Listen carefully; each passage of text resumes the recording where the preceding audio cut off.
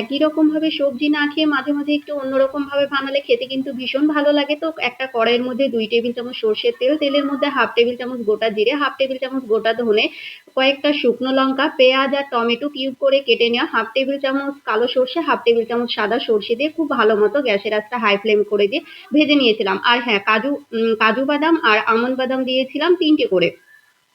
ওটা ভেজে নিয়ে একটু যখন ঠান্ডা হয়ে আসবে ব্লেন্ডারে ব্লেন্ড করে নিয়েছি। এবার তেলের মধ্যে আমি এখানে সজনে ডাঁটা, আলু আর মিষ্টি আলুটাকে খুব সুন্দর মতো ভেজে নিয়েছি। ২ থেকে ৩ মিনিট ভেজে নেওয়ার পর লবণ হলুদ দিয়ে আবারও একটু ভেজে নিলাম। এবার ভেজে নেওয়ার পর 1/2 টেবিল চামচ আদা বাটা, এখানে কাশ্মীরি লঙ্কার গুঁড়ো 1/2 টেবিল চামচ আর যে মশলাটা বেটে রেখেছিলাম সেটাই দিয়ে খুব সুন্দর মতো করে কষিয়ে নিতে হবে। কষিয়ে নেওয়ার সময় আমি প্রায় 50% সেদ্ধ করে নিয়েছিলাম। খুব ভালো মতো কষানো হয়ে গেলে পরিমাণ মতো গ্রেভির জন্য পানি দিয়ে দিব। এবার 7 থেকে 8 মিনিট গ্যাসের আঁচটা মিডিয়াম ফ্লেমে রেখে রান্না করে নিলে কিন্তু এই সুস্বাদু সবজিটা